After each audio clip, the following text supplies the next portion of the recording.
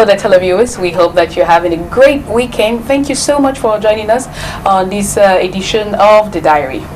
Well, in this era of challenges, women around the world are jumping on the driver's seat and they are putting themselves out there to contribute to finding solutions. Now, in Cameroon, an increasing number of young ladies have become activists of different courses and are seeking ways of bettering their society. In today's edition of The Diary, we are going to be putting the spotlight on three young women who are a good reminder that age is never a factor when it comes to making a difference. Stay with us. We'll be right back.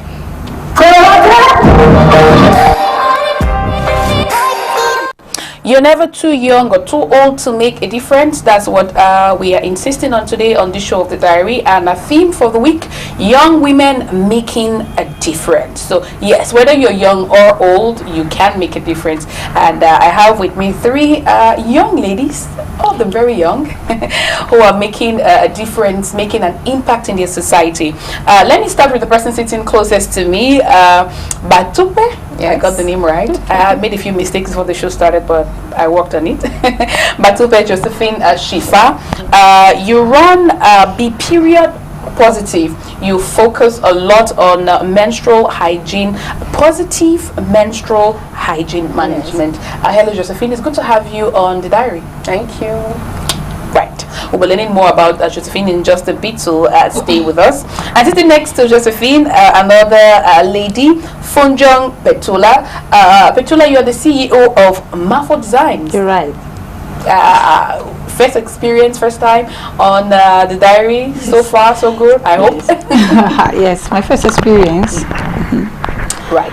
So we'll also be learning more about her in this edition of The Diary. And a little nervous. But she's good. Susanna Sanji is also with us this afternoon. Now, you are a children and human rights activist. Yes. Susanna, it's good to have you on the show. Thank you. Now, people will hear me say you're a children and human rights activist, and they'll be thinking, but she's a child herself. Would they be correct? Somehow. Okay, all right. So let's jump into our subject of today. I thought it was important that we shine the light when we talk about young women who are making a difference today, because I've noticed that many young Cameroonian females have decided to defend causes and help people. They want to see a better society. Let's start with some background knowledge of you girls, so the televiewers would really understand who you are and what you're into. And I'm going to start with you, Josephine. Tell us a little bit about who you are and what you do. I'm Batupe Josephine Shefa. Well, I did banking as a profession. Okay. Yeah. So I started with banking. Then along the way, I found myself in the humanitarian field. I fell in love with it, and then I continue with it. So right now, I'm so much into the social entrepreneurial life that I don't want to go back into the banking life. Wow. Okay. She left banking. When we think about banking, we think about money. So she left money for humanitarian activities. All right, okay. We've learned a little more about Josephine. Now to you, Petula. Who is Petula for John? A mother first. Okay. That makes two of us. Yes. Okay, I am a trained chemistry teacher. Okay. So I did private training in Bambili, and I've been teaching in some schools. But at some points, I discovered that it was not fulfilling. So I had to talk with my inner self, and that to point me to that particular thing that gives me satisfaction when I do it, and that thing is cutting material with the scissors and sewing it with the machine. So I had to go back to it. I always did that when I was a child growing up, but I never knew that it's something that I could invest in it. But as time went on, it kept coming up and disturbing me. So finally, I went back to it, and there I discovered that I could still reach out to the next generation or to other people instead of just teaching in the classroom. So now I do the teaching more. I do it more. we're going to be talking about. Of course, obviously. And now that we know a little more about Petula and Josephine, Susan, you have to tell us about yourself. Let me start. I hope it's not too personal. Is it okay if I ask how old you are? Yes, it's okay. Okay, so how old are you? I'm 24 years. Okay, see why I said some people say she's still a baby herself. so tell us about what you do, Susan Sanji. I'm a graduate in law, English law, and I'm a children and human rights activist. I've always had that passion since childhood to always take care of children and to reach out to the needy, because I also grew up in a home where we struggled before we had something. So that passion was already in me to study law, because law also brings peace. With law you can bring justice and to a child, especially for children and the less privileged. So I focus more on these street children, because before they reach their youthful age, at least let them have something to do rather than staying on street and become arrobas. Yeah. That's why I focus more on children. Right. And for how long have you been carrying out your activities vis-a-vis these children? Since 2017. Okay. And so far, what is it that you have done? So far, I have reached to close to 2,000 children.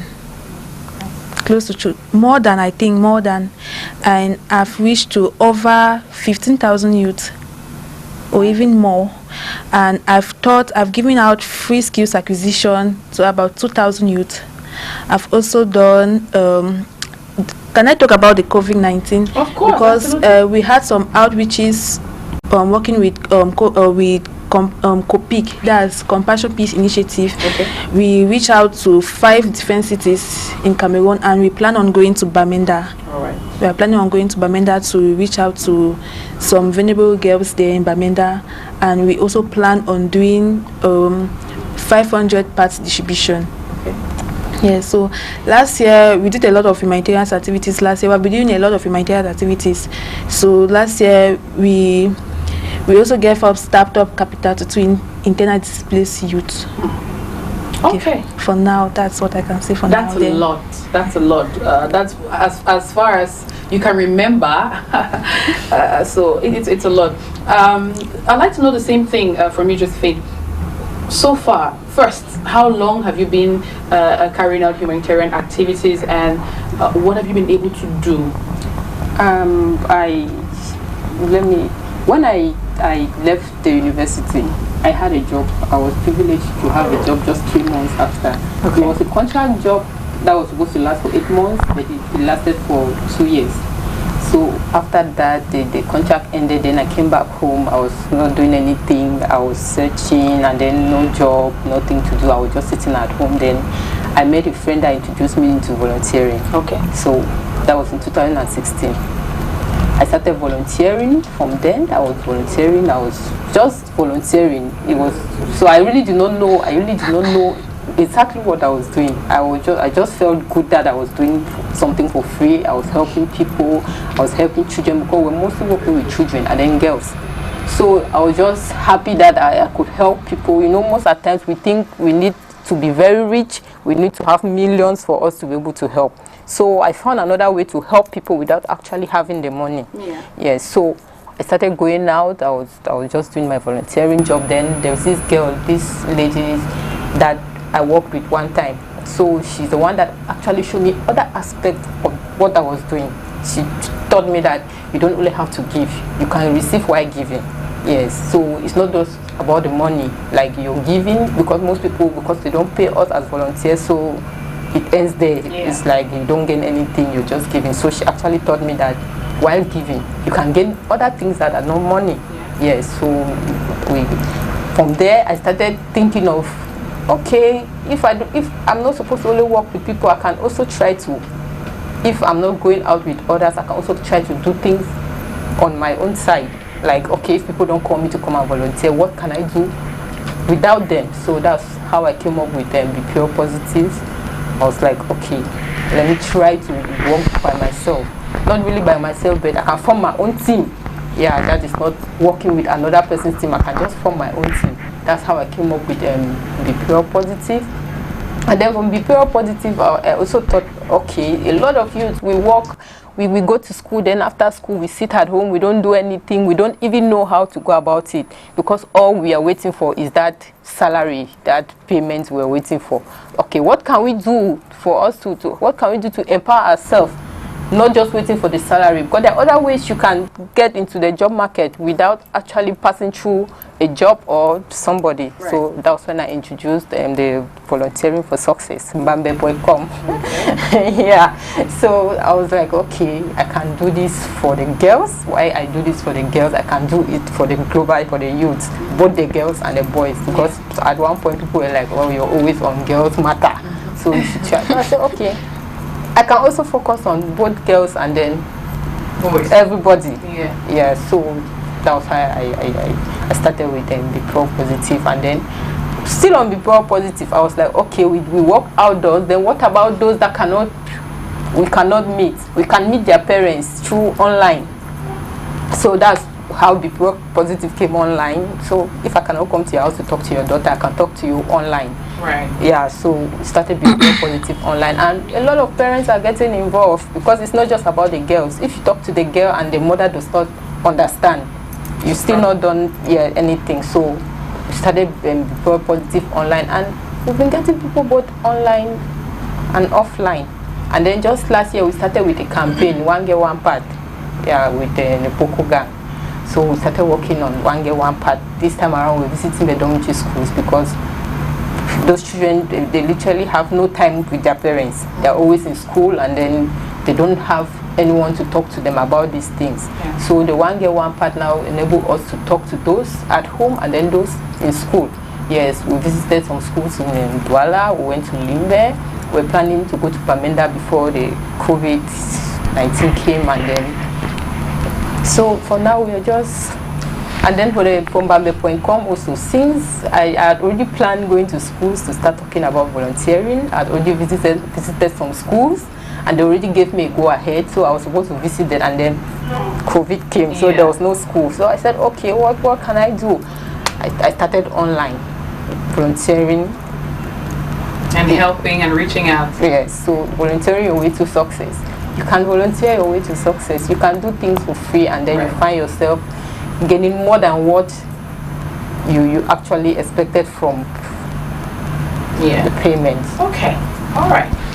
Now to you, Betula. Yes. A little bit about what you do. Okay, a few years ago, we discovered that the African rich cultural heritage, clothing branding especially, it's fast losing its place, it's losing its value. So we, probably because there's this lack of investment in the fashion textile industry.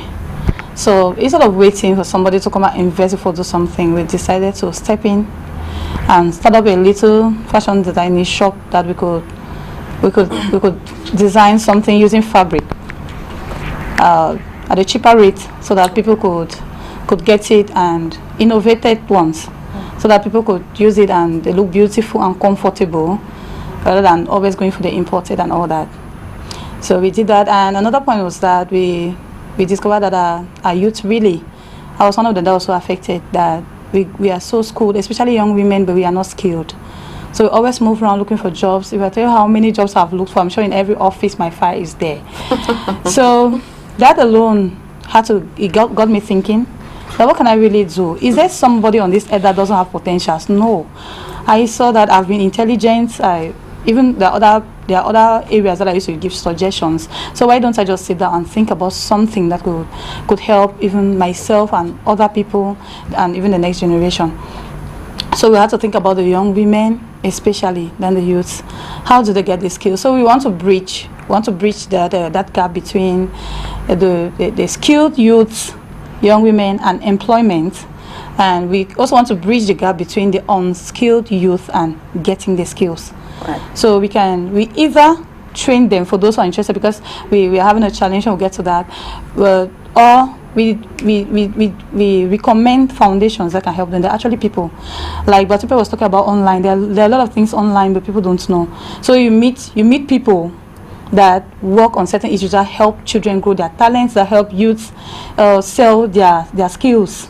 So what we do is we actually serve as intermediary. Okay. Yes, or we leverage their products because there's some that are skilled, but they don't know how to sell them. So when we are moving, even when I'm going, if I leave here, I'm going to Susa, for example. If I go there, I can't live there without identifying somebody that is doing something, especially connected to African fabric. Once I meet you, we talk. What I do is we get connected, and then we get your products. We start leveraging them online. We start selling, and so far so good. It's been working for youth. Like I was saying, we started as Above Designs 2 years ago when we identified this, and we just moved to Mafo Designs because we want to go back to our roots, we want to be connected. In Manko, Mafo means Queen Mother. Okay. So we want to always be the mother that a child will run to, that a lady will run to, a man will run to. We want to be the mother and love and feel loved. That's why we have to go back to Mafo Designs as our roots. So we have worked like Above Designs. That's why we go to Above Designs, see a lot of our works. Okay, the humanitarian works, before, as during COVID outbreak, we took upon ourselves to reach out to at least 1 million Cameroonians. Okay. So we started partnering with other groups. When I see online, immediately I see when people online, they want to go out for humanitarian services to distribute like free face masks, sanitizers and all that. I request to join them. Okay. So we will go there, my team, some 2 or 3 of us will join them. We went out in Boko Gang. We always go to the parks, agencies. Yeah. Yes, we share free face masks and sanitizers. And so the reason why I did this was because I did a careful study, and saw that there was one of these countries that had the least spread of COVID-19 is because we were everybody was putting on face masks. So now we had to take upon ourselves to start producing face masks. So we did the cotton material, we acquired it, we started putting on, and then we sent the video on Facebook, and organizations started contacting us. We worked with organizations in Boya, Limbe, Train Up a Child. There was a lot that we worked with together. Okay. And then we had to do free production of the mask. So far we have distributed more than 2,000 masks. We have talked to people, because we talk about it online, we talk about it, we meet groups of people in associations, even in the quarters. Yeah, really volunteer to go there and tell them the dangers of this particular pandemic. Right. Yes. Then I had to do a careful study on how to produce sanitizers. Okay. Yeah, so I thought a lot of people had to do that, and then there are other groups that contacted me. I had to go there to teach them, the community, how to do sanitizers using the basic reagents we have. Yeah. Yeah. So that people don't get to spend, especially in times that they are indoors. Yeah. The income is not coming. Okay. Then one of the things we do is that we identify. So most often we are so focused on the young girl or the girl child. So, but I noticed that when it comes to dressing, the boy child is so affected. The boy child, the dressing is expensive, so boys will always look shabby and all the like. So what we did was like we volunteered. You will see somebody that's coming up that has a talent, that will always meet people. So we volunteer to do affectude for the person. Okay. So usually we contact you, and you send a picture. We'll do an estimate, or if you can get a measurement from a nearby tailor, we'll do something that you can put on if you have an event. So that's how we do it. Practically has been very good. Okay. Yeah. Please reach out to me. Okay. Right. So whether it's young girls or Cameroonian culture related, or it's children, you ladies making an impact, helping the society grow, which is why we are talking with you today on the diary. Let me ask a question that everybody who has been asking. Where do you girls, or when you run an NGO, where do you get the money from that you use to get the face mask, or the sanitizers, or the pads? I'm going to start with you, Susan. Where does the funding come from? Because you need a lot of, well, maybe not a lot of, but you do need money to reach out to people, to help them with their needs. So where does where do the funds come from? Actually, with the outreach we had, that's with Copic. We had a lot of partners from the US who sponsor it. That's because we actually reach out to 2,000 families in 5 different cities in Cameroon, and we are still to go to Bamenda, and someone just sent 500,000 for the outreach in Bamenda. So we have partners in the US, and the president who is in the US, the person who I worked with. Okay. Yes. All right. So basically, that's where the funding comes That's from. where the funding come from for the COVID-19 outreaches we had, and also for the ones I've been doing, my family and still the partners I always contact, telling them that I have a project coming up. Even the ones I'm about to, even the project I'm about to do, the 500 parts distribution, I've started raising funds. I've started contacting people that I'm having this project coming up. They should assist me. So my family and other people, friends. All right. Is it the same with you, Josephine? Yeah, somehow.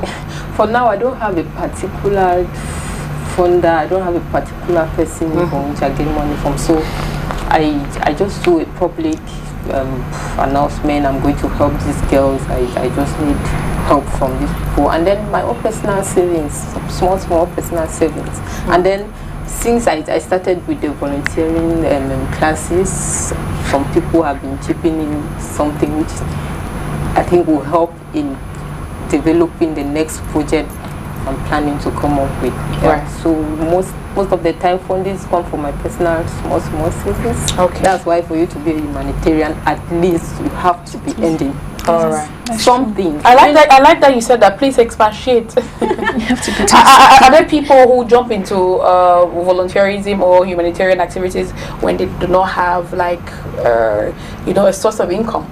Yeah, some people do. That's why I actually came up with the volunteering your way to success. As in you can volunteer and then you make it, and then on the other hand you can do some small things at the side, because when we sit at home, nothing will come to you. Yeah. Sitting at home, nothing will come to you. But when you go out there, you don't know. Just one day of volunteering, you can meet someone that will take you to the place you're going to. Yeah. So people call me, like somebody like me. When I came in, I was not working. Like I said, I started volunteering because I was at home doing nothing. So when I went out and then I started volunteering, and then I met small other opportunities that was giving me money, and then it was helping me now to carry out my other activities. Yes. Right. Like most of my volunteering activities were being paid. Not because they planned on paying me, but because of the way I did the job. Right. I do not go in as a volunteer. I went in like an employee. I was working with my heart. Yeah. I wanted to do it. So at the end of the day, most of them were like, okay, you've done a good job, so you can. A little something. Yeah. So I always went home with Yeah. with something. So that's why I used to tell youth, don't just go there because they will not pay you, and they just want to do something. They will not pay me, so let me just do whatever. No, do it so that they'll want to call you back. Most of them always call me back. Sometimes I don't even have time to go, and then I'll just recommend another person. Right. Yeah. So at least do something, even if it's not a volunteering, but you should do something. We always encourage girls, do something that will earn you something. That will earn you, even if it's 10,000 per month. You're not going for free. Just have it, maybe a small business or a small something along the line that you can push your activities with. You can push yourself with. Yeah. Okay, because there are times when there won't be anybody available to give you the money you need to carry whatever activities you need to carry out. Sure. Now, same question to you, Petula. Where does the money come from? Even though yours a little different, so maybe not as tough as it is for the other ladies. Yeah, it's a little bit different, but it's so new. Okay. It's very new because it's difficult to see somebody that does volunteerism in designing.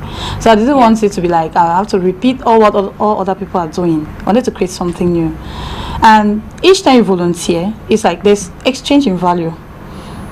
Like when sometimes you offer something to somebody, and then now if I had to go somewhere that I was supposed to pay, for example, I had to come here, I was supposed to pay, but somebody that I did something for called me up that.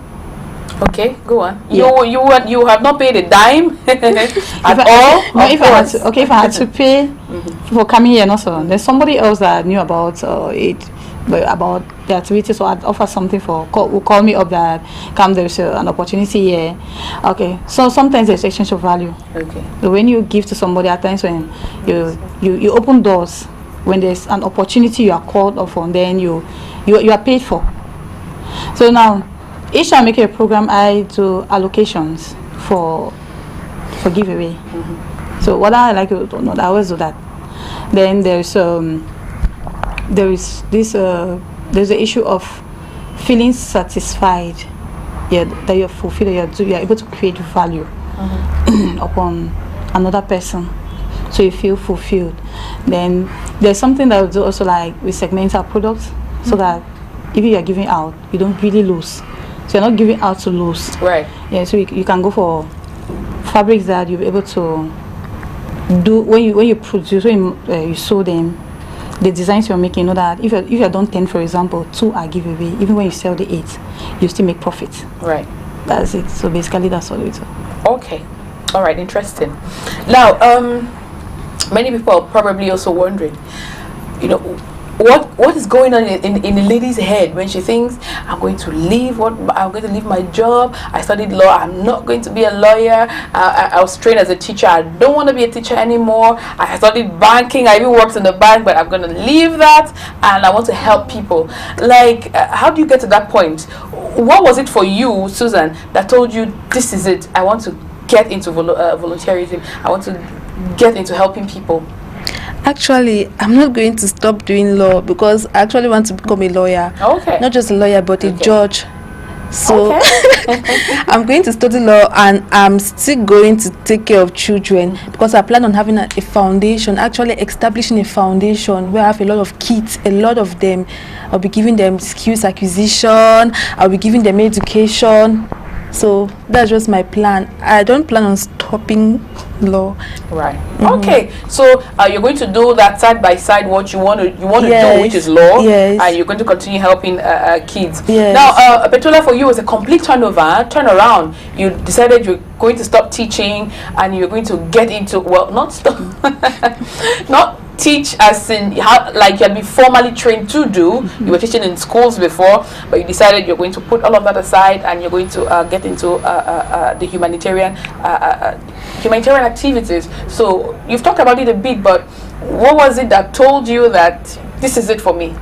The thing is not stopping, but I just decided to drop down the chalk because actually we're doing online trainings, like selling during lockdown, how to sell during lockdown. Okay. That's what I'm doing for the whole of the month of June. That's what I've been working on, and people actually pay the classes. Yes, and they're attending. And some people don't pay. Some people actually, when a class was 1,000 francs, somebody will send 5,000 and then give you a list of names of people. So people are actually volunteering and paying for other people to attend. Okay. Now the difference comes in when you are somebody that has a spirit to grow, and you are where you can't grow. For example, when you are within the 4 walls of a classroom, sometimes the way you think just end within those walls. Now when you go out, you meet people that are expanding, you meet people that are striving, people that have had challenges, that have failed, and they are succeeding. Now you have an opportunity to talk with them and ask them how they did it. And if you're convicted enough, you can you're just changing your operation ground. That's what I say. I just changed my operation ground. So I left the 4 walls. That's why I'm teaching online. Okay. Now what convicted me was the fact that I wasn't getting fulfillment. Like I could teach and have money, but it seems there was something wrong somewhere. And even when I used to teach chemistry, I used to do volunteerism there. For example, in the program, you not only have, like, I used to teach from 1 to 4. Yeah, the from 1st student, I used to ask them in class that if today something happens that you will not school again, what will you do with the knowledge you have gained from this chemistry from 1 to 4? And they would look at me, and that was true because even at that stage, I myself could not answer that question. So I used to do research on how to do liquid soap, powder soap, body lotion, all that, and then we'll teach them. We'll do that together. So it was something that was in me, but just I was operating on the wrong ground. So now when I left, I had to change just a bit, and then that's it. Okay. All right. But everywhere I found myself, everywhere I was, I tried to go an extra mile. So it's something that when it's in you, your inner person, they say you in you. And when you communicate with that you in you is telling you that you're in the wrong place. You need to take this step. And when you listen keenly, you realize that you're supposed to, you realize the way you're supposed to go. So I just had to listen to the me in me. And then I discussed with the me and say, okay, now it's time to drop this and take another turn. If I don't make it, you will be responsible. And we agreed, and then we did that. Right. Now, I'm going to turn to you now, Josephine, and what I'd like to know is, first, what was the reaction of your family when you said, I'm going to get into volunteerism? What was your family's reaction? Were they supportive? Were they questions? Were they doubts? What was it like? Well, it was not. It's not like we even had a discussion. Okay. Before I they just found out I was doing something. I was going out every day. I was in the house. I was not working. My job, my contract ended, and then I was in the house. I was not doing anything. Every parent will be worried. Like my daughter has gone to school. She first of all had a job, and then now she's not doing anything. So one day I just told my mom, my friend has a program and he wants me to come. Then that was my first day of doing the menstrual hygiene in a school, and it was even in a dumb and deaf school. And then they gave me a list of things I had to do. So I just told my mom, my friend want me to come up for an activity, and then I want to go and see how it looks like. She said, okay, no problem. So I left, I went there that day, and then I carried out the activity. I was so good. I was like, wow, is this all? They say yes. So I started going, and then I was going. I've been deposited, I deposited in banks, I deposited in so many places, and then nothing was happening. So I said, okay, why the stress? Let the job, let that one wait, let me concentrate a little on this one. Especially when I met the lady I was telling you, Estelle. When I met her, and then she showed me the other side of volunteering that I did not know about. She told me that I could gain other skills, I could develop myself, I could do other things while in volunteering. I met a lot of people. I did a lot of networking. So it actually made me to grow. My mind was now open. I saw a lot of things. So it's not like I just got up and then I decided to abandon the banking. It just left me. Like now I don't feel it. You did abandon banking. Banking abandoned you. Yes. It left me. You know, most of the time when we hear of banking, we are just like money. Of course. And then you're like, yeah, money. But you know, it's not your money. It's other people's money you're keeping and you're counting. So that's how banking just left me. So since you've been carrying out your activities, what's the reaction you've gotten from people, from the society? What's the reaction been like? You know, sometimes people even mock you for the things you do, especially when you just start at the beginning. People are like, you're working for free, you're not earning any money. Like when I started with the volunteering classes online, a friend of mine said, well, I don't know if it's a friend, but he asked, you're not yet successful and you want to teach other people how to be successful. And then I was like, does success have a particular history or a particular road or a particular person? Is it because you have a car that you're successful? No. You may be having a car and another person is not having a car, but the person success depends on what you feel about yourself. Yeah, your personal goals. Maybe sitting here is a success story for me. I'm on TV. It's my success story. Yes.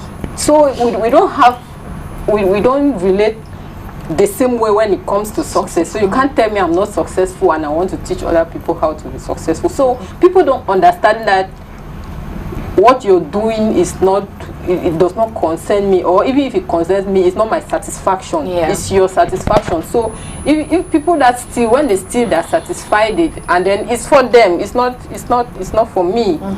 So if you say somebody stop doing this thing, the person does not care because they're satisfied with what they're doing. So people don't understand that particular issue. For many people, it's just the money. I need to work to make it. Some people even work and then they don't even earn the salary. If you're working and then you stay 1 to 3 months, they don't pay you, and I'm volunteering, what's the difference? Seriously, for me, there's really no difference. There's even a big difference because I'm satisfied with the free work I'm doing, and you're not satisfied because you're working. And so people don't get to understand that it's how you feel.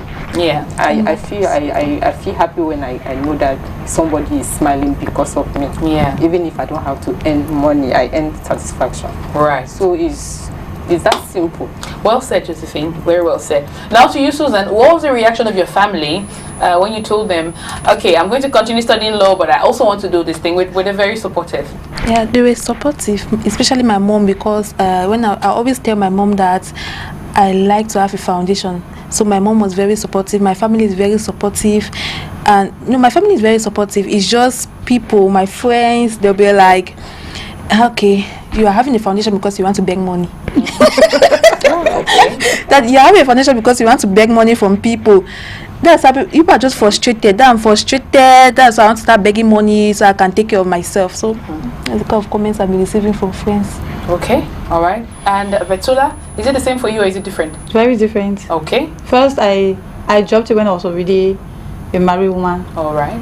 With kids, and my family-in-law has this thing of respecting those women that are civil servants. Yeah. And when you're not a civil servant, you are not respected at all. I come from that kind of an area where people think that for you to be in public service means success, like Josephine was saying. They need to know that your future is guaranteed by a certain CMPS somewhere. Yeah, that's just it. But I'm not seeing life that way, because you actually build your future. You build your future when you are young, when you are strong. So I'm thinking of building a future where it's going to be continuous. So if I'm out of the way, somebody else can continue with it. Not that I'll just go and take my retirement benefits. No, somebody else should benefit from that too. So that's why we're thinking the project we're working on is how to create and run a Marford Designs Academy, where we actually have time and space to work with a lot of these youths and young women, most especially, and we really want them to see that everybody has a talent that he or she can develop and excel in. So it was really, the mockery was, I cannot even tell you, when I joined my colleagues, you needed to see the comments on my Facebook page. Each time I posted it, do you know what it means to leave ENS? I did private training for sure, but all of us have the best one, and we're like, they respect those people. They go and sit behind the machine to sew.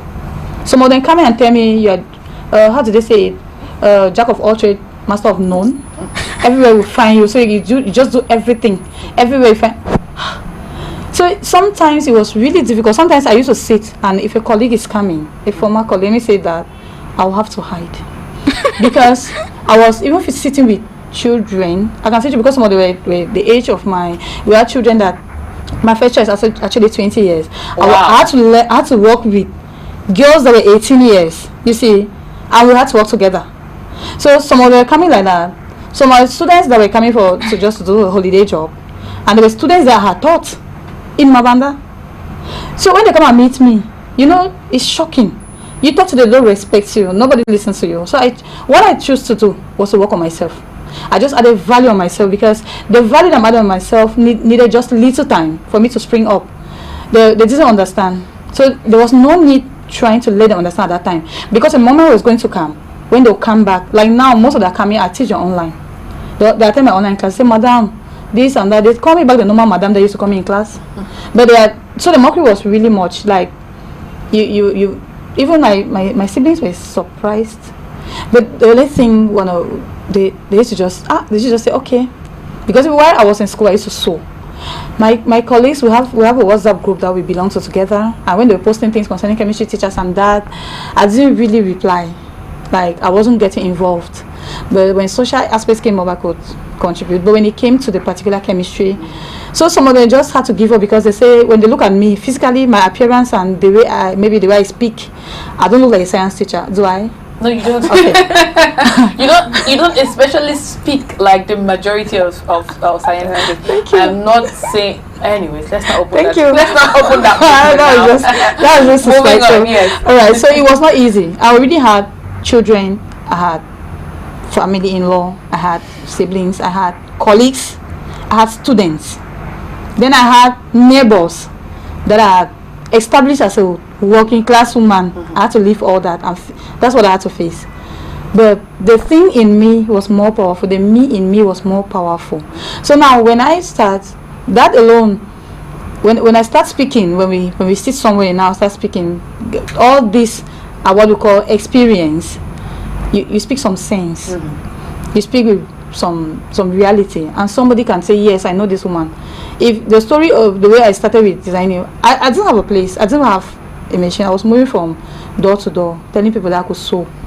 So I just took the children's things I had once and I ironed them. I was moving from door to door telling them that this is what I can do, this is what I can do. And so some people looked at me and trusted. Some just said, I leave this place. They're very funny. So then I started going to schools too. I can do this, I can do that. So now when I go back and tell us, oh, we meet now online, we have a bigger market online, like they're surprised. They don't understand what has transpired. But it's because when you reason together with the inner person, there's something that I used to say, if you successfully bring your body, that subject your body under the thoughts, positive thoughts of your mind, then you'll be successful. Right. Okay. Now, Susan, you raised something that I'd like for all of us to discuss. Back in the day, many years ago, yeah, we heard of NGOs, with foundations, with people doing things to help. Maybe they didn't get as much visibility as those nowadays because of social media and TV and all of that. But nowadays it's much more common to see young people getting a lot of young people trying to help, and there are some who believe that a certain, well, not all, certainly not all, not even the majority, but some of these people jump into humanitarian activities because, well, they are actually trying to get money for personal purposes. They hide behind these foundations when they're actually making money for their pockets.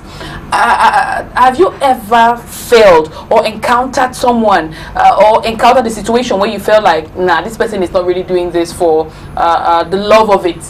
Susan?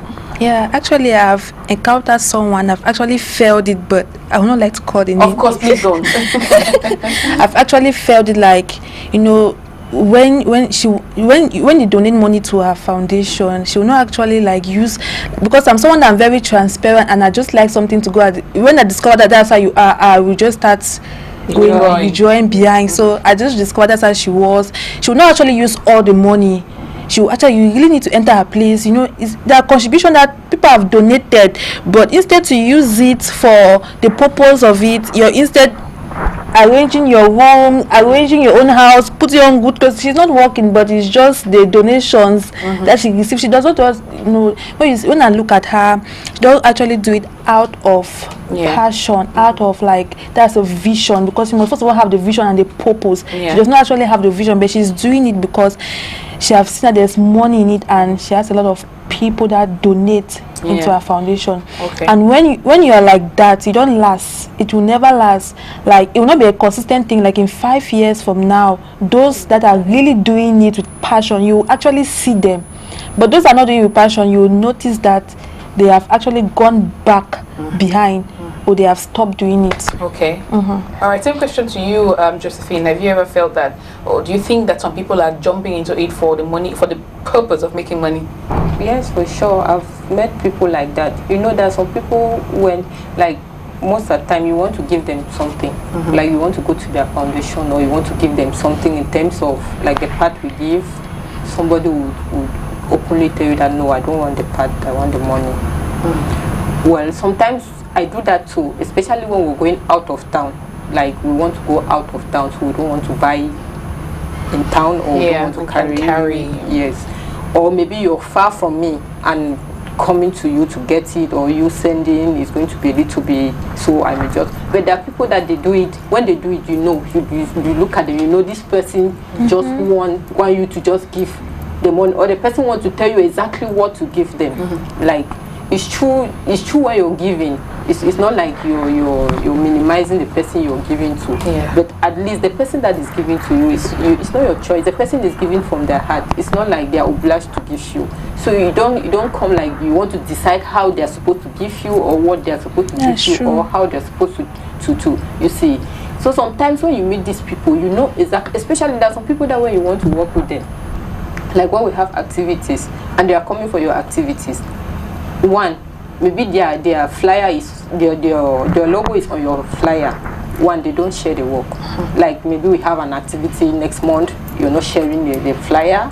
you're not making any posts concerning the activity, and then on the day on activity, you land with your whole team, your t-shirt, and then you want to take all the pictures. You want that's another thing. Yeah, you want to be in front of the cameras. You want everything to be by. You want to decide who you're giving gifts to. You want to decide how activities are going.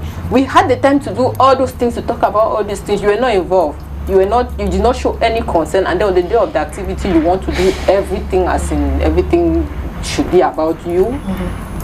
So it's very easy for you to know who is there and who is not there, or to know who is there because they love what they are doing, and then who is there just for the name of they are doing it. Okay. Yeah. So. All right. You want to say something, Susan? Yes, I just wanted to add something. For instance, when someone donates into your foundation, it's always good to give back report on how you use the money. It's always good to give back transparency, that this person donate and we have used, and this is a balance of the money. Because if people don't see that, they will never take you serious. If you don't give back feedback, if you don't go back, give feedback, transparency, people will never take you serious. It's always important to allow people to take you serious by what you do, not by words, by action. So, Okay. Now, what's your opinion on the subject, Betola? That is true, and we're talking about feedback. Not just feedback. People who get into the that's the feedback I'm talking about. Yeah, for the wrong purposes. Yes, that's the different type of feedback I'm talking. For you to realize it, you need to extend a hand, like you're advertising something. For example, there are children's programs that used to come up during term holidays, and Mafo designs to say we want to do pullovers and give us prizes. Yeah, we want to get in, so we can give pullovers. You can join us. Let's buy fabric and we do pullovers. So the first thing, what they tell you, the people tell you from what you have advertised online or what you have announced, makes you understand that there are people who get into it because they want to get rich. So that's the feedback, because that's what has been going on. So if you are into it, and to be honest, if you want to extort, like Susan was saying, that's to extort money from people. You will never give a report of what you have done. And one of the things that is good to do when you are into it is that when you use money that people have donated, is that you write about them. Yeah, it's good to write about them. You tell the public, this person, except the person refuses. Because some people donate and don't want their names to go public. Some people are actually a part. They don't want anybody to know that they are part. They sponsor. So okay, now like during COVID, for example, a lot of people bought fabric and gave me. We partner, like I sold for free. So sometimes they give me fabric and say, okay, we know that I have to pay rent, so take this, you have to take this, you have to take that. But we need this number of face masks, and we do that, and it's verified. Whenever we want to do a write-up, we need to mention them so that they should really, in fact, it should be that they did something and it was true, that all of you did, not that you are the one who did it alone. So it's good that the feedback is very important. Okay. So you can get from feedback, you can get to know whether there are people who are out there extorting, and then from feedback, you can get to know whether there are people who will be interested to do that again or not. But what I'm saying is that when you have the passion, it's not good to think. It's true that many people think that you are there for. Yes, you are there because you want to extort money. But if you are sincere with yourself and you know that you are there for a purpose, just keep it and just keep going. Right. Whatever you can do, because one life is as valuable as the 7 billion lives in the world. Right. So if you can impact one life at a time, there's no problem. If you can impact 5 lives, 1,000 lives at a time, there's no problem. So the truth is, an impact should be felt. Right.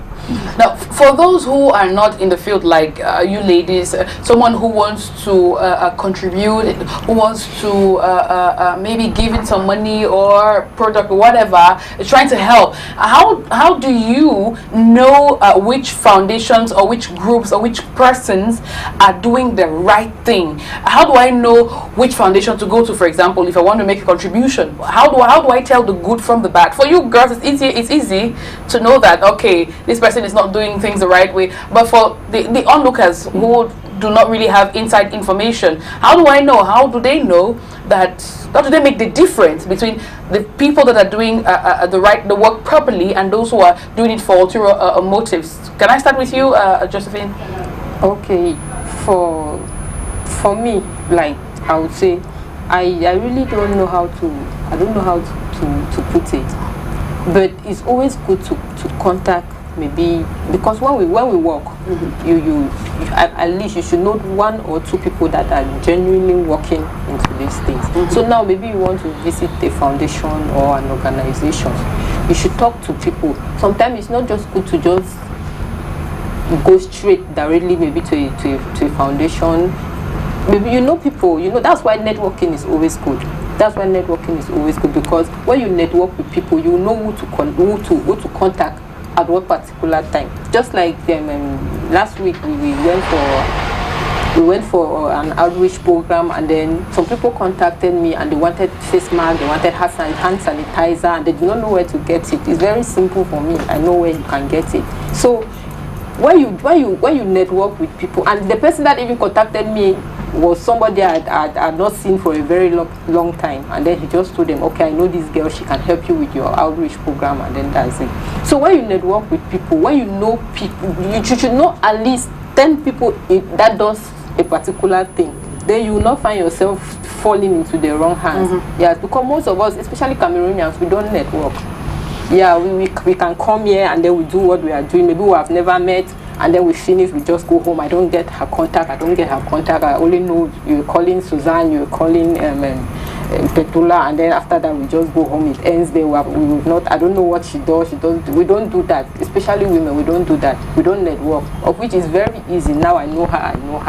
From here, maybe if I know I want this thing, I can just contact Suzanne, I can just contact Petula. Right. So networking is good. When you find yourself in a milieu, at least you should know 1 or 2 people in that network, and then it will be easier for you to get what you want. Okay. And Suzanne, what are your recommendations on making the difference between the good and the bad? Like what Batupe said, networking. When you network with someone, you actually listen to that person and you see what the person is doing. You actually know that what she's doing is the right thing, and from the work still you can still know that what she's doing is not correct. Yes, you can actually know them, and when someone gets to me, I can actually differentiate who to send you to. Like for instance, when we were talking and you said you needed somebody, I had to just get to her because I know that what she's doing is she's actually humble and actually passionate. So that's why I contacted you to her. Right. Just so the televiewers understand, I needed one additional person, and so I said, Asanji, since we're going to be talking about this, is there some other person you know that is doing great that you could link up with? And she was like, okay, let me get back to you in a minute. And then she sent Josephine's number, and here we are. Now we're going to continue. Also, something that came up in the discussion so far, people coming with pictures. We see that a lot. Sometimes celebrities jump into it for celebrities we understand, but we see a lot of people who are on Facebook and social media, they're showing pictures, they're doing this, they're doing that. Now, it's true that we've also talked about feedback. It's important to let the people know what you're doing, but is there a way to go about it? Because sometimes I feel worried. I see you're handing maybe a bowl of food to someone and you're in the person's face and taking pictures because you have to put this out there. Is there a way of going about it, Petula, managing, I don't know, that situation when you're going to hand over maybe pads or face masks or hand sanitizers to people? I think that one comes from, it depends on the person. Okay. It depends on your motive. Because if you check my Facebook page, you hardly see where I did some of those things. Because sometimes I think that it's on show. But now, some other people need to give the feedback to the donors. Yeah. And one of the ways they can give back is through pictures and videos. And then when you post them, so it opens those other people who were seeking for information, who wanted to know who is doing what, to contact you. But I think that if you are doing that because you want to show off, that one thing is sure, like Susan said, it doesn't last. Because when you get into the field, you get experience. There is no way you visit 2-3 places and you get the same experience. So now when you get the first experience, you write it. It's like a challenge. You write it. People comment. From the comments, you know to improve on the second time. The second time you are going, and when some people come with something like you cannot give, the next time you want to post, you're a bit careful with what you're posting. Not like you want to give a cup of rice, you are there. You want to give this, every time you are just showing people what you are doing. So I think that if you are really a humanitarian, you know what it means to give, because what you receive really in return can never be compared to what you have given. It can never be. It's always very great. Now, if you know that, you watch the way you do things. Now, but if you know that there are people that you're working with, that you always need to give them that feedback, and then you do it, that's your motive, and it's not wrong. So it depends on the person, it depends on the motive. But the results at the end of it will always prove who you were really. So if you are in an area too, because some people too don't like those pictures, you're in an area, I think you should find out from the people whether it's okay to take pictures with them or not. Because you see like you send somebody, the person just finds it. Some people sometimes are just passing, and then they see that there's a gathering, and then they come there, and next thing they see the pictures on Facebook. So sometimes it's really important to find out. I mean, whether the person would like a picture too or not. That's it. That's what I think. Okay. All right. Anybody wants to add anything to that? Yeah. Okay. I think most time when we want to apply for some of these leadership programs, they usually ask for Facebook online. They ask for our platforms and things like that. So sometimes we post those pictures just so they can find out, they can know what we are doing out there. Now, for those who actually take pictures for picture's sake, when you're in an activity with them, you know. Like those I was saying, they don't post, they don't talk about the activity, nothing. They don't get involved in organization, and then on the day of the activity, you see them taking all the pictures in the world, and then you see them posting it on their walls with all the captions in the world. Meanwhile, they will not. So you're the only one that knows that this is what actually happened behind the scene. You see, those out there, they don't actually know what happened. All what they know is everybody went out for a volunteering activity, and then that's it. So you with behind the scene that knows that, okay, this is actually what happened. These people were not involved in organizing or anything, and then now they have all the pictures, like they are the organizers of the event, and then they want to show all the things they did, and yeah, so that's a little bit. But most of the time, somebody like me, I always post my pictures when I go out for Irish program, because most of the times when we want to apply for this leadership workshop or leadership program, they always ask for online presence. Yeah. We want to know what you've been doing so far, evidence, proof, and like that. So you just first when you carry out your activities, you just have to post the pictures. Okay, just to add, with a moving trend in technology, when you are a change maker, you have to move with a moving trend. So if it requires pictures, you need to use pictures. If it requires videos, you need to do that, irrespective of what people will think. Because the whole of Facebook is used all over the world, and so people post, people advertise. What about people who have gotten job opportunities through that? So I'm just saying that sometimes it's not good that we should be negative about what people are doing, but then we should be careful too, like we're saying. Because I was going to ask, there's sometimes you see pictures on Facebook and you have the feeling that this person only comes to you never hear they're doing anything, but you just see, the post picture, I was here and I gave this to these people out here helping out with this, but you don't feel the impact. What's the word? The cushion. There's no weight under what they say. You just see pictures and they make people ask questions like, what is true? Is it real? The activities? Do they really? That is true. And you see that those people don't progress. If you look at their Facebook pages or their online leverages, they don't progress. They end at the level of this what we did. If you see somebody that's actually getting into the field, the person progresses. Like what you're saying, you talk about leadership courses. When you attend a leadership course, at the end of it, you realize that this area you were weak, you were lacking. So what you do is the next time you improve. The next time you improve. If you take 4 people's let's just say Facebook pages, 4 associations, you try and they compare it to somebody that is just doing that, you will see that there is no improvement, because they're not interested in training themselves whatsoever way. They're not interested in acquiring some skills and that. And it's true that no matter what we say here, there are people that are experts. They'll always attend the trainings and they'll collect the money and they'll do that. So we'll never get to that point. But we should be positive and think that the few that are making the change, yes, let us work with them. Right. Yeah. That's what we are. That's who we are focused on today. People who are actually making a change. Ladies who are actually making a difference. I want to also talk about the challenges that you face. But let's begin from a particular angle. As women, I know there are female volunteers like yourself, there are male volunteers. Now, as women, do you face any issues that are unique to you and maybe sometimes even your age? I'm going to start with you, Susan. As a young woman, do you feel challenges that are particular to the fact that you're a woman and that you're a young woman? Yes, actually, I face some challenges. Okay. Like challenges for the fact that when let me just say it's gender equality, gender thing. Let me just understand that men who always want to feel on top, men who always want to feel they are men. So I always have that challenge in that part. They'll be like, you are too little, you're not even going fat. Just look at you, I want to give food to somebody, you're not even going fat, you're eating. and you're even a woman.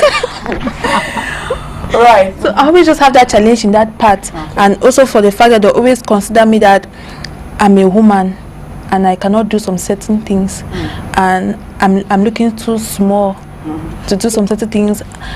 I'm not fat, I'm skinny, so I'm not eating, but I'm giving food to people. So I always feel like that part is always disturb me. Yeah. It always disturb me because I actually eat, but it's just my size. Of course, you do it. I do eat, so I always face challenges in that part. Yeah. And other challenges. Okay, that we'll talk about later. Yes, we'll talk about later. And Josephine, do you face challenges like that too? Yes, menstrual hygiene is something that we don't want to talk about. Yeah, it's like a taboo subject, unfortunately. Volunteering is something that we don't want to talk about because we're not making money. So the person that actually taught me menstrual hygiene is a man, feeling Ghana. He's the one that introduced me into volunteering and then menstrual hygiene. So first of all, I became so interested because I could not understand how a man is doing menstrual hygiene. Yeah. So that was one of the things that even made me to want to do it. That this menstruation is woman, is us. So if a man can do it, then a woman should be doing it. Yeah. So I got into the thing, I started doing it, and then I have many challenges because when you get to schools, I want to talk to these girls, it's not easy. Some of them want to even hide under their desks because they don't want to hear menstruation. They don't want anything that have to do with it. It's a topic that they don't want to talk about. So it's not always easy to integrate, to start talking about it. And then I've also had a lot of challenges with women. It's not easy to relate with women when it comes to these things. Like when we go to schools, we meet principals or teachers that are women and you want to bring these things in their school. They even make it more difficult for you than when you meet the men. Yeah, I had a lot of difficulties integrating centers that are being controlled by women. But for the men, it was very easy for me. When I just said menstruation, I had my way. But for the women, I was like, they are the ones that are even supposed to understand these things, but they are the ones making it very difficult for you to get in. And then, talking about volunteering, people don't want to hear about it. People don't want to do it because it does not give them money. So it's very difficult for you to bring volunteering, to talk about volunteering to a youth. Like, what are you telling me that will not give me money? That thing you're saying that will not give me money. But for you to have money, you have to do something. You must go through that experience. You must go through that process. That's what I used to tell them. It's a process. No matter what you do, you have to go through the process of learning. Because most of the times, for you to have a job, you're supposed to have the experience. Yes. You are supposed to have the experience. So you can use other means to have that experience, which is not always getting the job. So for me, it's difficult. It's difficult telling these youths. It's difficult to change their mind from what they were told in school. We were told in school that after school, everybody will have a job in a bank. Yes. Everybody will have a job. My first job, I did not work in a bank. I worked in a petroleum company. I was a secretary. So I've never really done anything that have to do with banking. Yeah. So when we were told in school that after school we'll have a job, and then now you find yourself in a completely different field doing different things.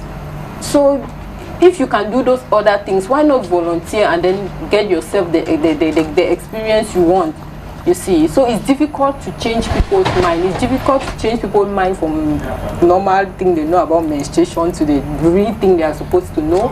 And then it's difficult to change youth's mind from volunteering to they don't want to hear about it. So it's challenging. Okay. Yeah. Now, at Petula, are there any challenges that you face that the gender, maybe even age related? Yes, a lot. Because there's one thing I realized, that when you are purpose driven, you age, you don't, it's like you're anti-aging.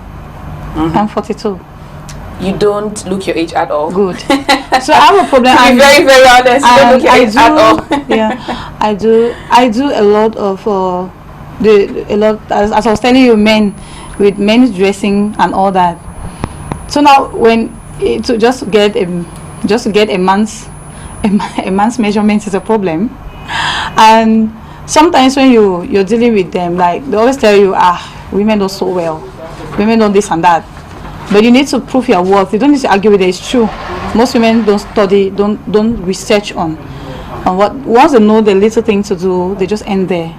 Because myself, I've done a careful studies about designing in particular with fabric.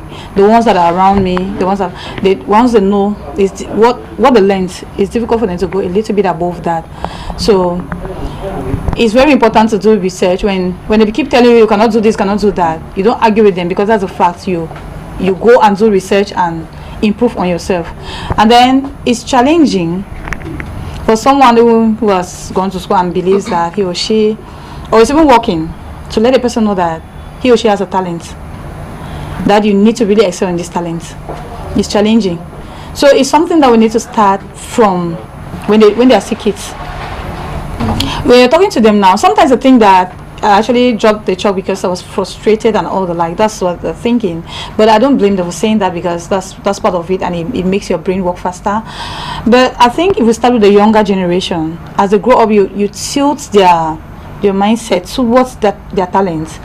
We're going to have a generation of people that will accept the fact that it is easier for you to make money and less stressful when you're growing your talents. And then I'll not be fighting to be the teacher that I was supposed to be a designer. I'll not find myself to be a banker that was supposed to be a menstrual hygiene teacher. That's it.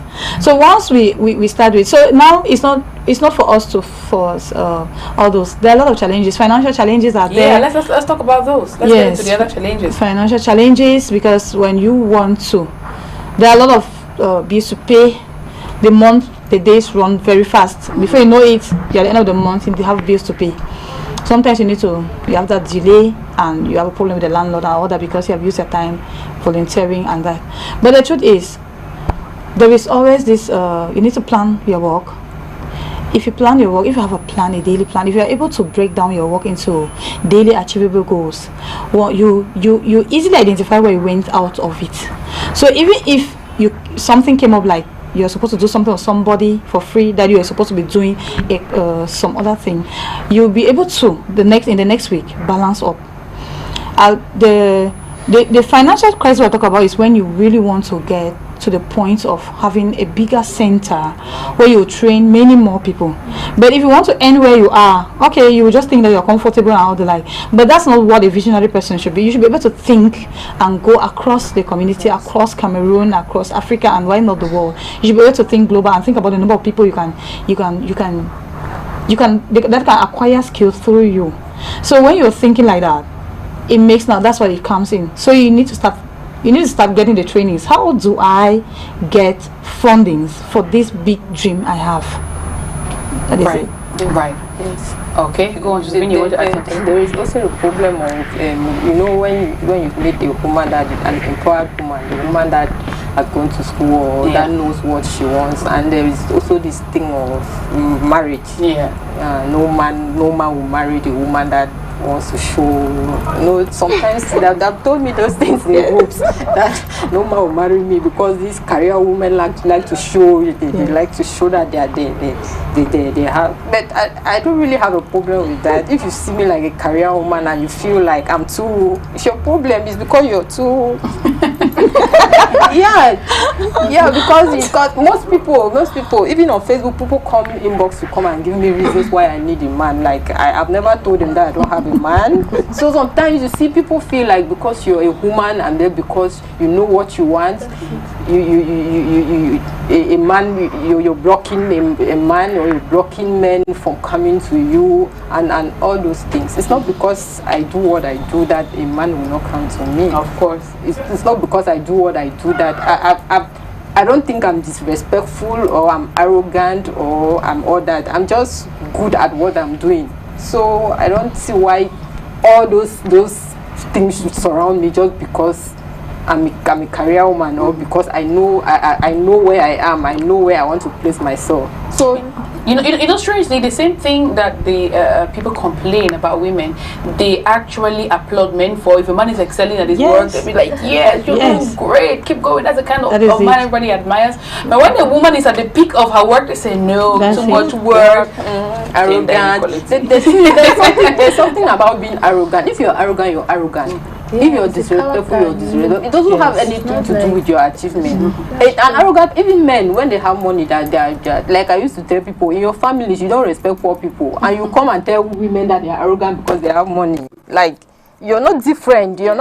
So money is power. Some people, when they have money, they change. It doesn't mean that because I'm a woman, I'm automatically going to change because I know what I want. So those things. Something else to that I face as a very big challenge, as you're saying. I have clients that are men. So when you go to, they mistake you for the girls that you're training. Yes. So they just talk. Especially when you look so young. Yes. And you need to smile. You know, my smile can get so attractive. Really.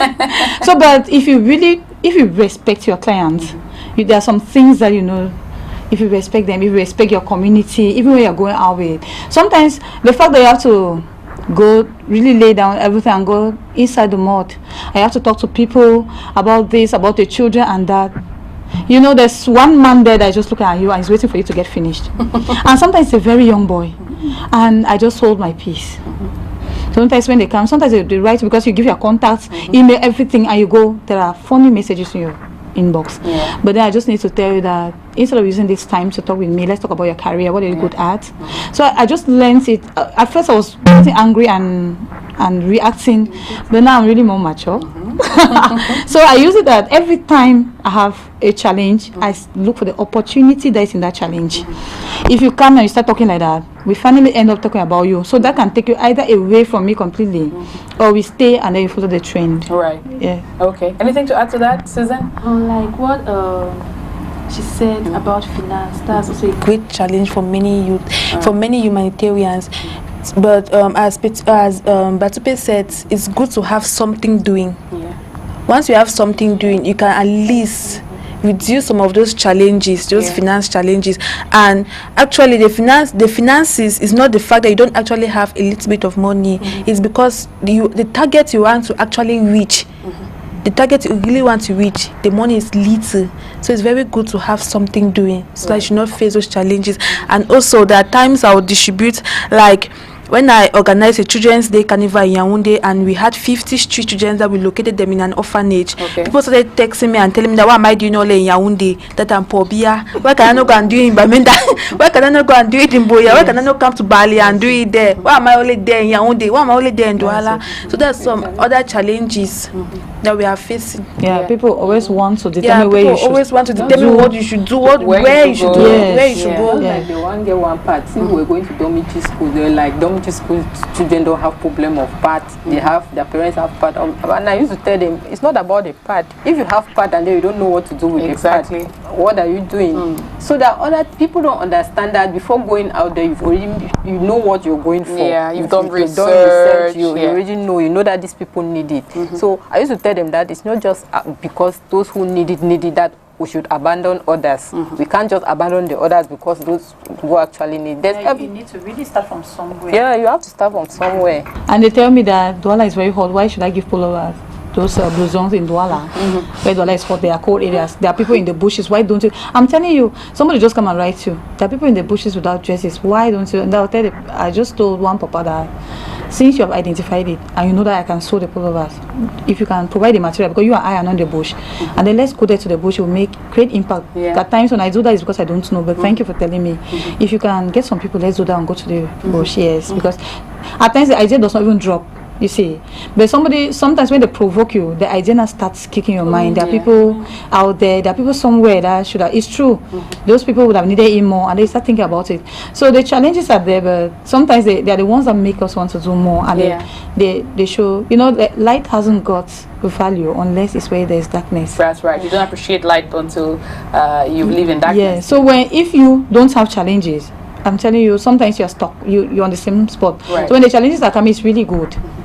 Sometimes if you stay without a challenge, you are too comfortable.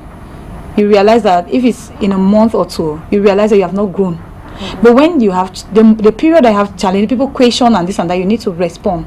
Not responding like telling them what about your actions. And sometimes what they ask you as questions give you the topic or the next phase of where you're supposed to go with your humanitarian work. Right. And how do you girls surmount these challenges? How do you beat them? Because obviously if you're still in humanitarian activities, it means that you have not allowed the challenges to get the better of you. You have not allowed the difficulties to stop you from doing what you want to do. So how do you beat the challenges and continue with the activities, Josephine?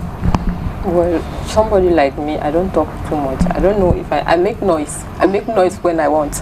Yes, but I'm not I don't talk too much. So when there are some things, especially when it concerns people telling me what I have to do without knowing why I am doing it, yes, I like to take my time.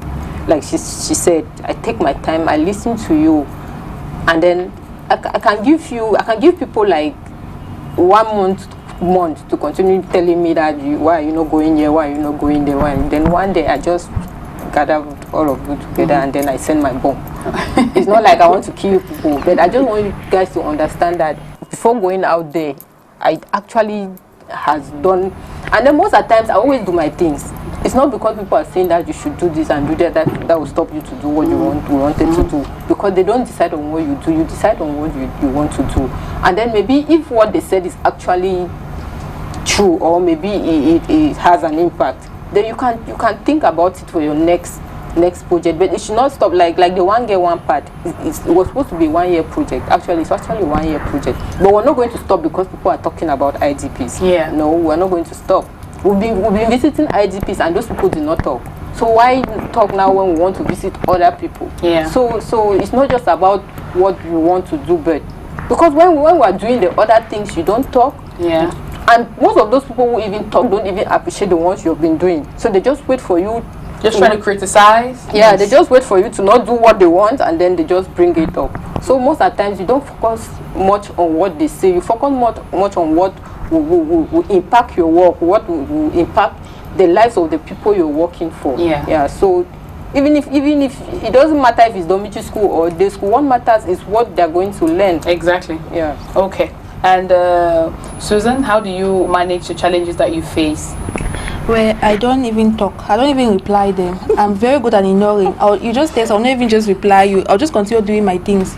I just continue doing what I've written down in my diary. I just continue doing it. I'll not reply you. I'll just ignore you, or sometimes I'll just say, okay. That's it. That's the best answer to give to a fool. Just sit quiet. Don't even reply. Okay. And just do what you are doing. All right. And Victoria? Okay. The reason why I began in the first place should be the reason why I shouldn't stop. Secondly, I allocate space in my mind for pain, because they really make me cry. I'm an emotional person, and I talk unlike the soul that I talk. So they make me cry. Sometimes when people write, I take my time and go through what they have written. The area that I have to cry, I cry very well. Where I'm supposed to respond, I respond. Where I'm not, I just stay.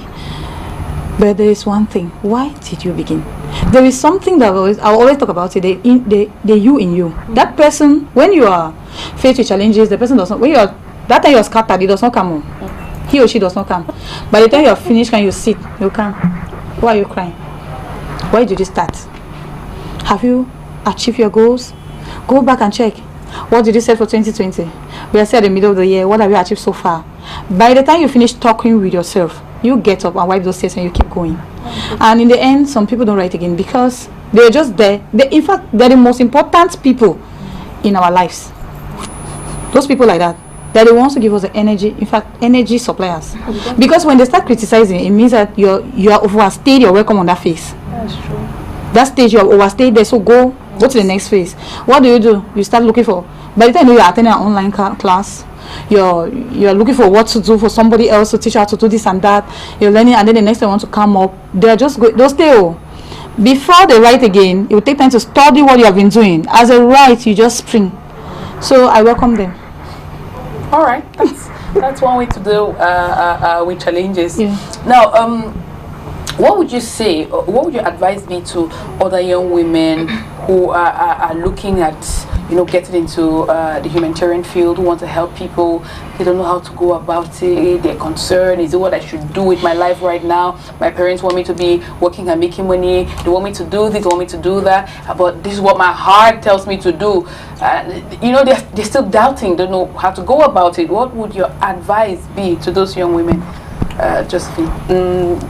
For me, if you want to come into something, like I always tell people, don't do things because others are doing it. Don't get into something because others are doing it. Do it because you want to do it. Because when you do it because you want to do it, the challenges will be, like she said, you welcome them. You will not feel anything because in volunteering, there are moments you want to give up because people are not paying you, and then they want to treat you like you're forced to do it, you see. So you have those difficulties always coming in, and then now what do? You have to fight them.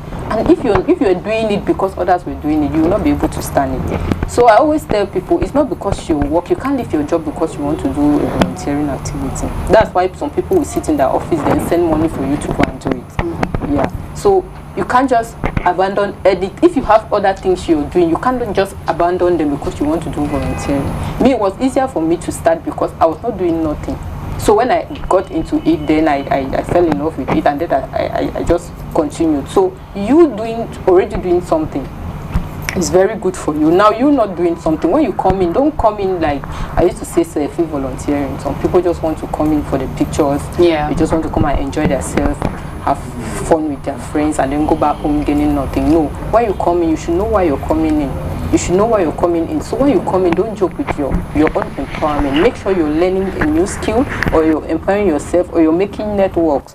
Because most of the times we just used to accuse others, or especially rich children.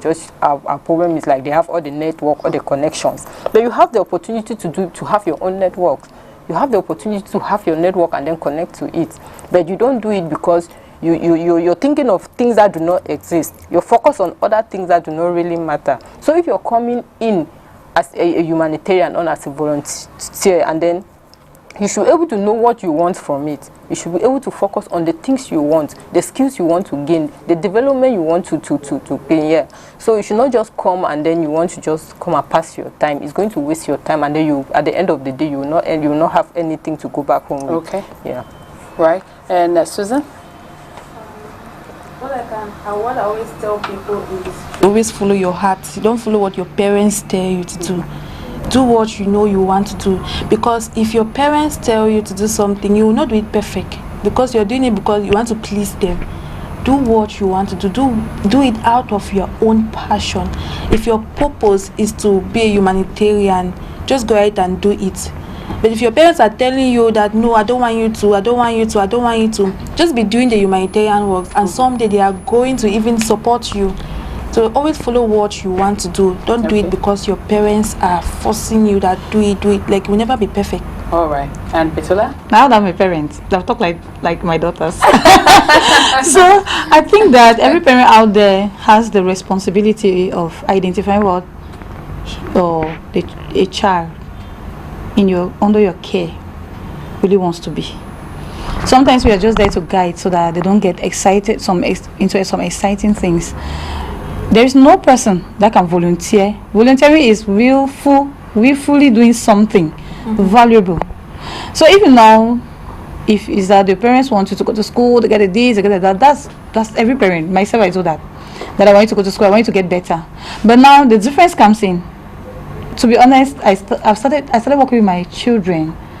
We are working on their talents. So when you're going to school, as you're going to school, we are building your talents. And the only place where a child can easily succumb to the fact that he or she has to volunteer when it comes to his or her talent. Right. Let me give an example. Like my daughter does cakes. So now somebody comes up. A lady called me yesterday. I need a birthday cake. I just came back from hospital. I have operation on this. So in the night I called her up. I said, this is a situation. So you're going to help the lady. You know, sometimes you need to walk and don't really get something, but at times you walk like that, and in the end, through that person, you have a line. Because what I see in one person, it's a whole line of people. So you don't know what will come out of it. So this morning they talked and they agreed. They talked and they agreed on doing that. So that's volunteerism. She did a cake for Kids Hall of Talents. She volunteered and did that. And if I tell you where that went, when they posted on Facebook, she had to go to somebody from Yaoundé called on her to come and get a training so that she can improve. And since she went to Yaoundé and stayed with that lady for almost 2 weeks and came back, her cakes are different. So now, what if she didn't love that, and then I am telling her to volunteer? For example, I am designing. I really want her to be like me, but if I told her to do it just to somebody, she'll tell her that I'm boring. So what I'm saying is, if you know where your child is good at, it will be easy for you to tell that child to volunteer. The child will do it without even complaining. But if you are telling the child to do something that is not of the child's calling, it's the same like you put yourself in the child's place. Ask a question. If somebody tells me now to do hair, I know nothing concerning plaiting. Now you want me to be a hairdresser, for example, and then you want me to go and struggle. Something that somebody that is gifted would have done for 30 minutes, I will do it for 2 hours, and you want me to do it for free? But that if it was my calling, I would have done it for 30 minutes and gone back and done designing for somebody and then gotten money. So the error we are making as parents is that we don't even know what our children are good at. Before a child picks up this thing, the first thing you're shouting, the child wants to see how they have manufactured this thing.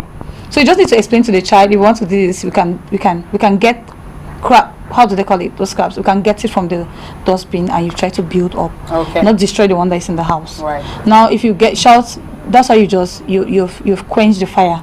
So before the children, if you realize that, if you think when you realize that, when you put children like in a circle, there are 10 of them, within 5 minutes they build their administration. They put everybody in place and they do their things successfully without asking questions from you. They don't need your help. Which means that every time God is creating anybody, sending you into this world, you are apt enough, you have enough potentials to solve problems. Now, between that period and the youthful stage, it's because we are always there. These parents, we are always there. You need to do by art, you need to do by science, you need to do with this, you need to be with this. And then as they go to school, they start preaching only this and that. Those children forget the fact that they had abilities to solve problems. And before they reach that stage where now after university, they leave you, we leave you. I don't give money again. We don't give you money again. And you're not faced with the reality. You need to spend the same money we're giving in school. There is no way. Tell me what happened to that child. So that is the problem is that we have not identified their talents, so we don't grow them. If my child has a talent, I know what she does. So I'll send Princess to her. They go ahead. I send her to Susan, they go ahead. Why do I just stress myself? That's just it. You know who builds this one. So let us try to identify their talents, and that is where volunteerism will come in. That is only when we can have a group of youths that will be able to serve this country. If everybody grows a talent, and then and you see after graduation they'll be serving with joy because they're doing what they find fulfillment. Okay, all right. Thank you very much. Now quickly, as the final words before we end the show, how can people help quickly? How can people contribute? They can just come, they can pass through our page. You can donate through our page, Be Pure Positive on Facebook or bambe.com, or through our number 670 18 79 61. Okay, all right. That has gone through. Go to social media and be able to reach out to her. We'll talk about that maybe. And Susan, how can people help? Generally, how can people help quickly? Helping. Do you know how people contribute to what you do? How can they help? They can reach out to my page, Susanna Sanji's Foundation. Okay. Or they call or send me a text 652 96 6506. Okay, so they can find you on social media. And Petula? Equally, Marfo Designs. You can send a message there.